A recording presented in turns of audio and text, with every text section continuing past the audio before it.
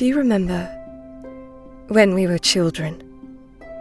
You used to bring me forget-me-nots. You said they were our flower because one day you'd leave, and you didn't want me to forget.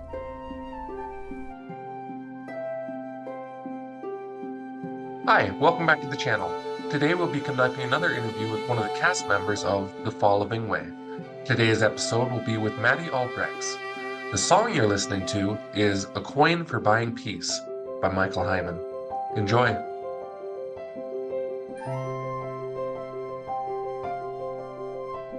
Hello there, I'm Justin Rose, author of the project, and you are? I'm Maddi Albregts. So nice to have you on, Maddi. So you played three main parts, Letitia, Viola, and Emilia.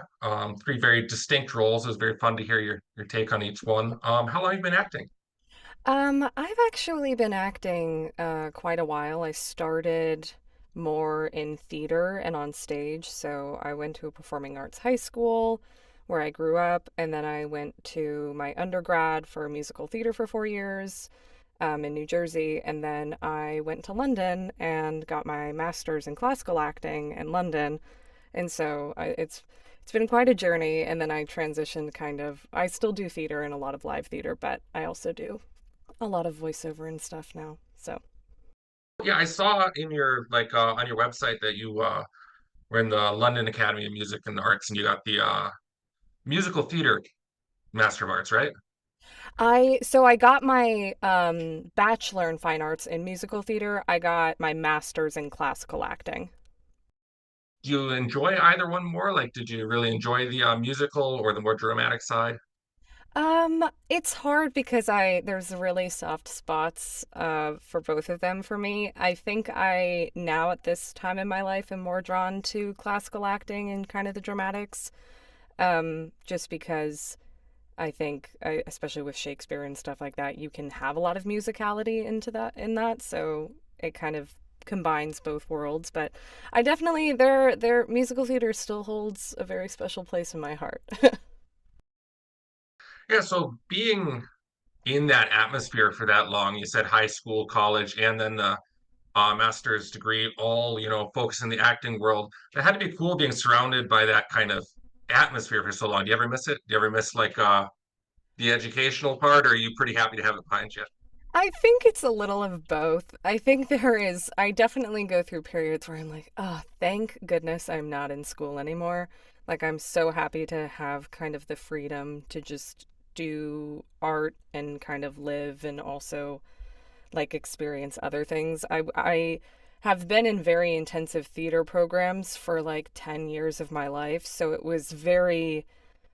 I was so used to that aspect. And so it was like get up really early and just do like theater and schooling all day and then go into rehearsals after school or whatever.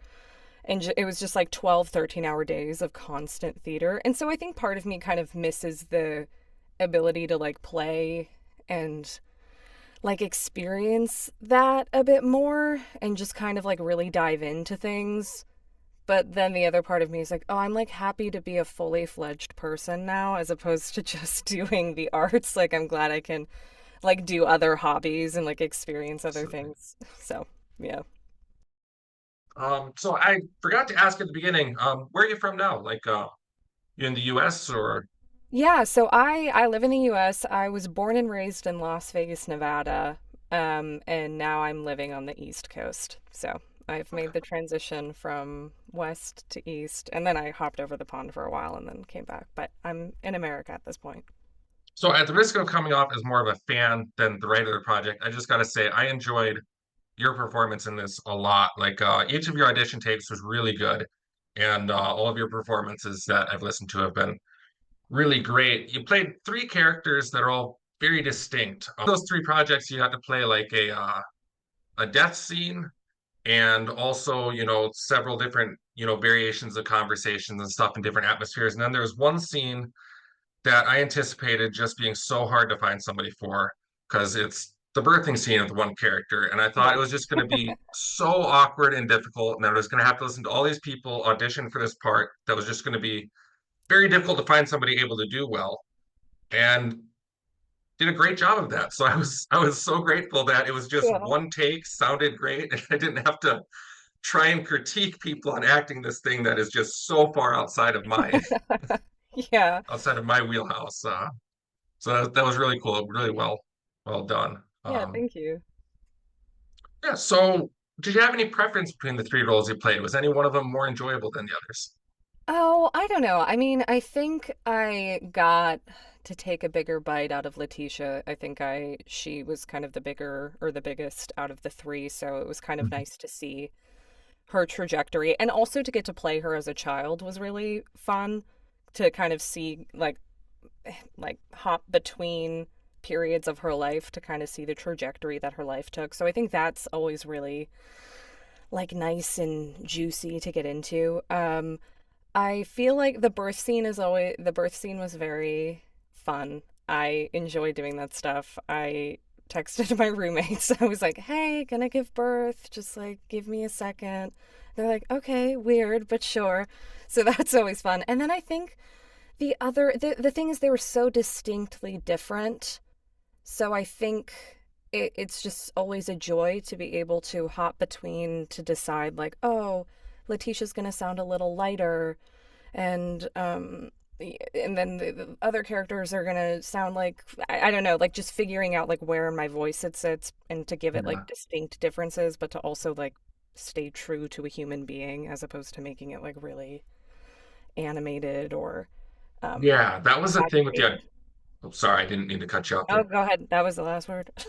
Yeah, that was the thing with the auditions was like I was trying to find people who could do the multiple voices, but who weren't making it sound more video game-ish or Yeah, stylized because I needed everyone to sound cohesive together in more of a, standard dramatic play yeah, sound.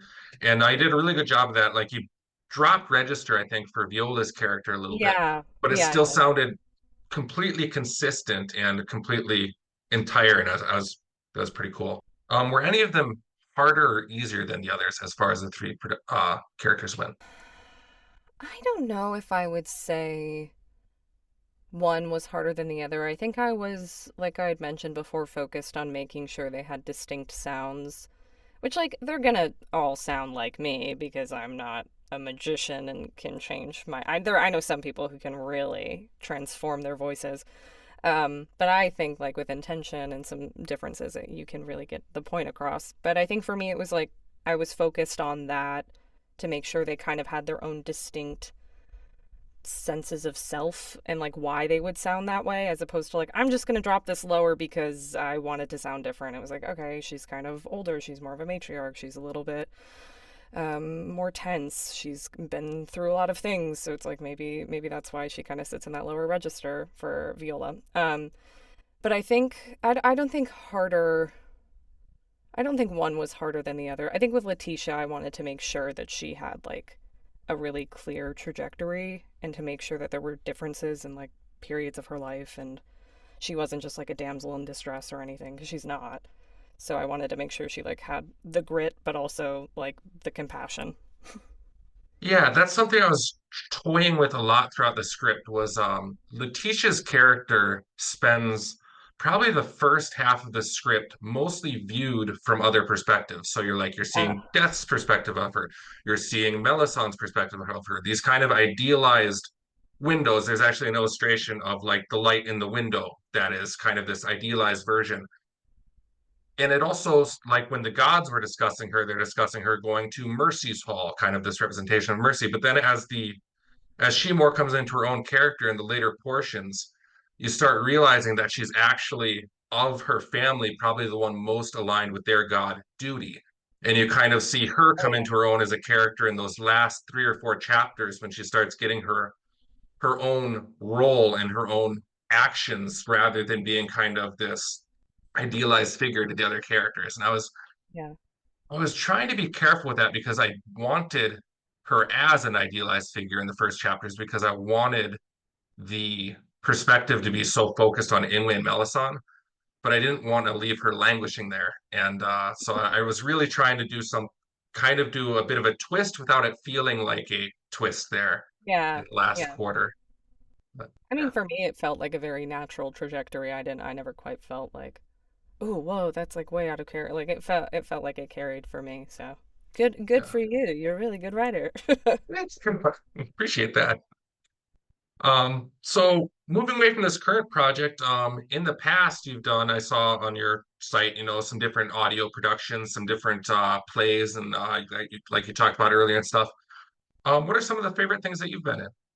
Oh, I have done so many cool projects and am continuing to do so many cool projects. I've really taken a liking to doing audio dramas and kind of podfics and things like that. I listened to them a lot when I was in college, and I always remember thinking like, how do people do this? Like, how I want to do this. This is really cool. I like these. And so that's like kind of a really nice dream realization that's been happening for me. Yeah, some cool projects. I started a theater company with a bunch of my grad school friends, based in New York, and we recently, this past like fall 2023 season, did a audio production, like we adapted it and everything, of Frankenstein by Mary Shelley. Awesome. So that was really cool. I played Victor Frankenstein, so that was very fun to get to dive into a Okay. character like that. Um, Yeah. yeah, so that was amazing and really beautiful, to get to like really take on a meaty character. I think I like recorded. I think we were recording for like 10 hours straight of just like we were in the studio. Just it was just so much material, but really cool. That was something I was really proud of. And I did it with like my like group of people, like our nonprofit theater company. I was like, yeah, like these are my It's got to friends. make Like, it feel really special. yeah, like we get to create together. There were lots of moments where I was like, wow, we're like doing it. We talked about this in grad school and like now we're doing it. And so that was Yeah. really beautiful for us. So that was a really cool project. There's a couple games coming out. I'm in the mod community of Fallout is incredible, and they're doing a London mod for Fallout 4, where it's like own DLC of Fallout 4 taking place in London. So I'm in that. That's coming out in April, so that's really exciting. April 2024. And then there's some other projects that I'm excited about that I can't talk about, which is a bummer, Fair but enough. people can Yeah. like look at my stuff and I'll announce them when they come out. But yeah. So do you have a big preference for like the voice acting versus the live performances versus live action acting? Yeah. I mean, I don't, it's so hard because I get so focused in on what I'm doing at that moment. So I'll go on these really long, like, voiceover stints where all I'm doing is voiceover for like months and months and months. And then I'll just be thrown back into live theater because, like, I'll book a job or I'll do something. Um, and I'm like, oh, I love this. Like, I forgot. I like love like being with people and getting to act with people and like getting to fall back into that world. So I think I've been lucky enough to have a balance where like once I start kind of yearning for the other, it'll something will pop up where I'll get to switch over and do it. I'm doing a lot more voiceover than I am live acting at the moment, just because it's a lot more. I don't know. It's easier. It's more accessible because I'm in my home and I You're just hired from anywhere, yeah, yeah, I versus like walk into having my to, booth and yeah. I work with people from like China to Russia to like London to the West Coast. It's just yeah, it's a lot easier as opposed to live theater. I'm either like touring or I'm like in New York. So, Just this project, I think I have a couple of Australians, couple Canadians, couple from the British Isles, and then the rest are kind of like scattered all across the US and yeah. oh, and one in the Netherlands too. So it's been very cool to see how like universal a simple like it's 7 hours. It's not this massive Yeah. project, but like how you're able to kind of bring together talents from all around like that and make it something that has so many different inputs on it. It's been very special. Like I'm used to writing novels, which is a very, isolated, singular, personal Yeah. role. And then to be able to do this where I'm seeing the inputs of people from just all over Mhm. coming together in this project has been very special. Yeah. It's always that's always really cool to do. I think I recorded a dub recently And the director was telling me, he's like, I think nobody is in the same location. Like each actor is in like a completely separate place or separate country. And I was like, whoa, that's the beauty of voiceover. We're bringing in people from all over. It's something that, artistically hasn't been available to humans ever until quite No. recently, and it's Yeah. it's neat. So where can people find out more about you if they want to? Like they're like, hey, I really like this performance. I'd like to, listen to say her Frankenstein project or one of your other projects from your company there or something. Yeah, so I have a personal website, which is just maddialbregts.com. Um, and then on socials, for most socials, I think I'm on like Instagram and Twitter and LinkedIn. And I think I'm just Maddi Albregts, just straight through for all of those, no like dashes or anything. And then if you want to check out my theater company, you can check out madcompanytheater.com. And we're a 501c3 nonprofit based in New York City. Or you could find it like through my socials too. It's we're pretty much everywhere. A cool name for the company. Yeah, I think so too. So just to close out, I'll just ask a couple little fun questions for people to get to know a little bit more about you. You're an actor. Who is your favorite actor? Oh, there are lots of people I look up to. I'm also the worst at keeping up to date with movies and TV. I'm a very avid reader and get lost in that, but I Well, think that's coming next, so don't worry. oh, good, good. When I think of movies and actors, I'm always really drawn to Paul Dano. He's a great film actor. I find he's like very current, but I just like him because he just does the most random weird projects from like a really big blockbuster to like a very tiny indie film, and I just like that. I like to see that kind of versatility. So I think that he's always Crazy continued enough, to There get Will Be blood. used. Yeah, yeah. He like does that, and then he does like Swiss Army Man, which is like a movie I love, but it's super weird. I have not seen it, but I've seen trailers, and it It's looks so wacky. very And Daniel Radcliffe too. He's been doing really cool projects that I can appreciate. He does like Broadway and he does really cool TV shows. So I think those guys are doing cool things. But there are so many talented um actors, period. I was gonna say right now, but just in general, yeah. It's pretty easy to like find people, especially now with all the streaming and stuff. And what's your favorite book? Oh, see, I would love to say like something really interesting and intriguing. I have like the embarrassing books I love, which I will not mention. Completely fair. You know those series where you're like, I read this as a kid and I still love it, and it is so Yep. bad. That recently, this isn't an embarrassing thing, but with the Percy Jackson TV show coming out, I was like, I loved that series as a kid. I was so into Percy Jackson.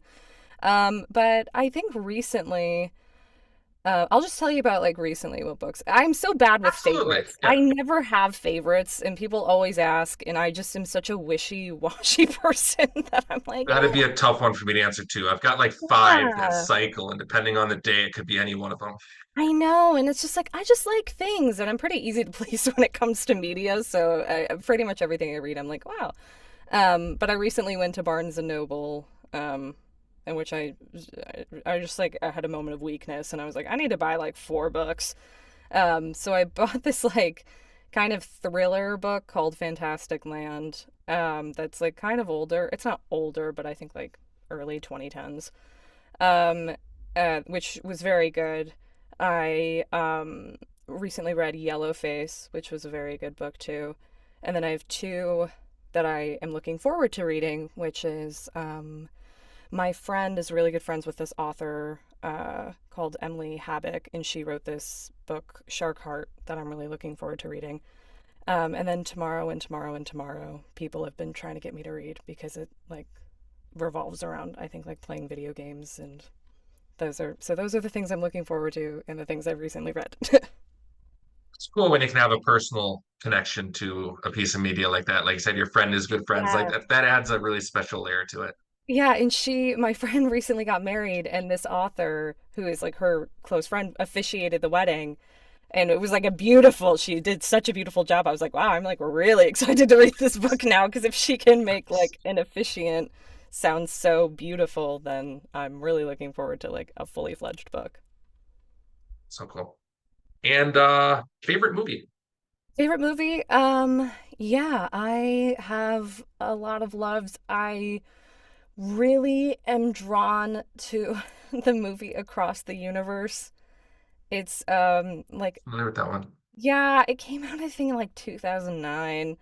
It's like kind of a musical because it's like all Beatles music, and it's like a movie based around the Beatles music. It's super wacky. I loved it as a child. Probably shouldn't have been watching it when I was as young as I was.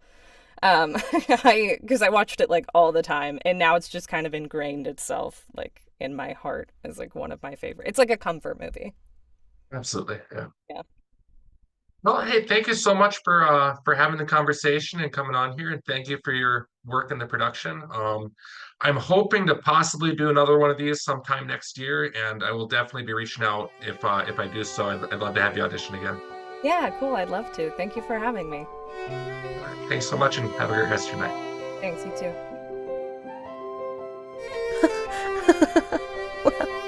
Look here. Speak a name and the thing shall follow. Forget me nots. No, she's a princess. A coin minted for buying peace.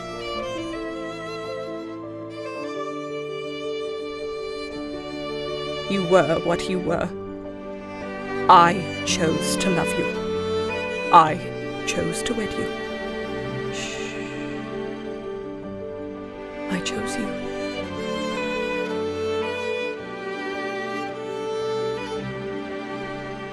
Flora's been taken from the city. My cousin Amy and Chatelaine will care for her. It's done. Past. Why hate now? Why rage? Dancing. Let me change my dress.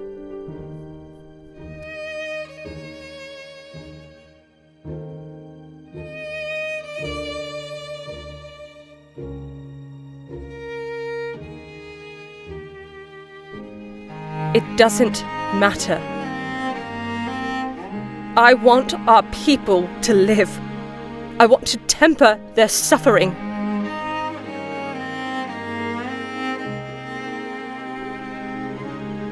What should I do then? Run? My uncle gave his life for this chance. I won't throw it away. It's bigger than me, than us.